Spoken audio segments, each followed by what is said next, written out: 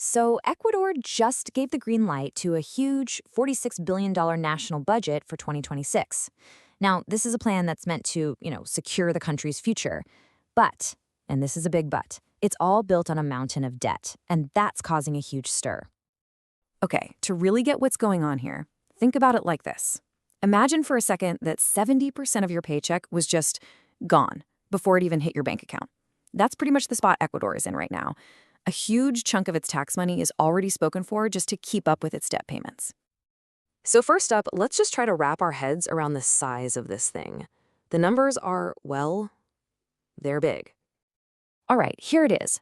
$46,255,000,000. That's the number the National Assembly signed off on. And this cash is supposed to pay for literally everything for the whole country in 2026. We're talking salaries, social programs, security, new roads, the whole shebang. But the big question is, where is all this money actually coming from?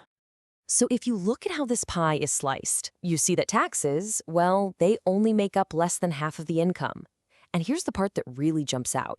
That huge 35% chunk labeled financing, what that means is that more than a third of the entire budget isn't money the country actually has. Nope, it's money it's planning to borrow.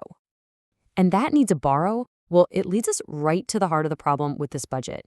There's this massive gap between the money coming in and the money going out. Let's just do some simple math here, right?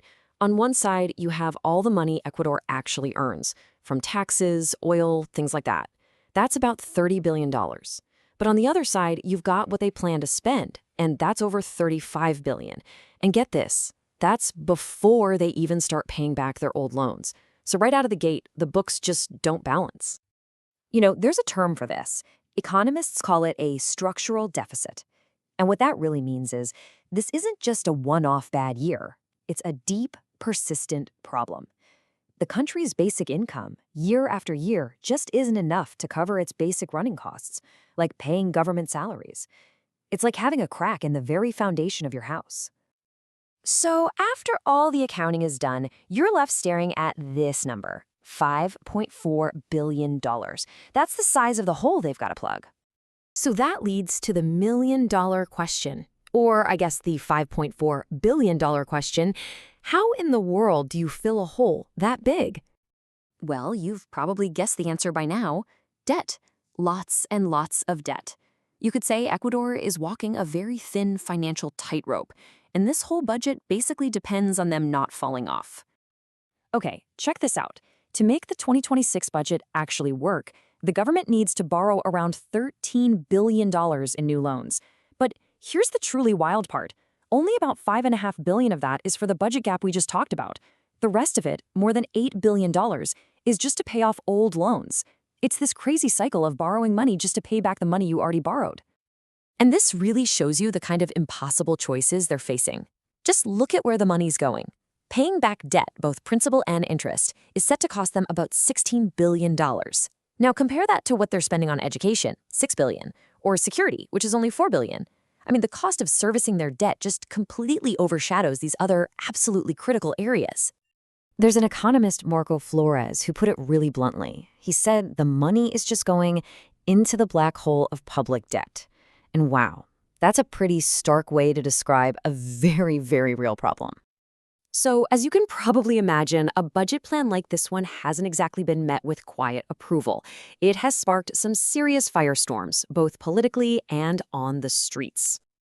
Inside the National Assembly, the debate basically boiled down to two very different stories. On one hand, you had the government saying, look, we need this budget. It gives us the tools to fight crime and stabilize the country.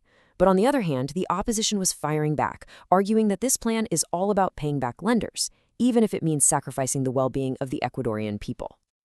And this clash got really heated when it came to university funding, so much so that students were out protesting. Here's why.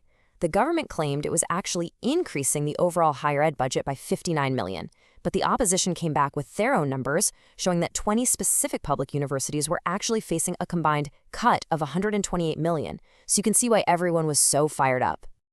One assemblyman, Alfredo Serrano, summed up all this skepticism with a really sharp quote. He called the budget an abuse of paper because paper holds anything. Basically, he was saying you can write whatever you want, but the numbers are so unrealistic that the whole thing is just a fantasy. Okay, so this brings us to the really critical part. What could actually go wrong? What are the biggest risks that could make this whole $46 billion plan just fall apart? Well, it turns out the whole thing is built on some pretty shaky ground. First, their income projections relying on an oil price that a lot of experts think is just way too high. Second, there's a history here of not actually spending the money that's set aside for things like health and education. And third, and this is the big one, it all hinges on them being able to get those huge new loans in the first place. And getting those loans? Yeah, that's not a slam dunk. Lenders use this metric called country risk. Think of it like a credit score for a whole country. It tells them how confident they are that they'll get their money back. Now, the good news is Ecuador's risk score has gotten way better. But the bad news is it's still not quite low enough to easily borrow the money they need from international markets without paying sky-high interest rates.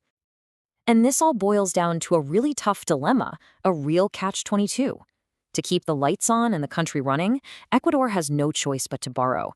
But to get anyone to lend them that money, they have to prove they'll pay it back, which means prioritizing their lenders, and that squeezes the money available for their own people. So at the end of the day, we're left with this one big nagging question. Ecuador is placing an enormous bet, hoping it can walk this debt tightrope without falling. But it makes you wonder, not just for them, but for any country in this situation, can you really borrow your way to a better future?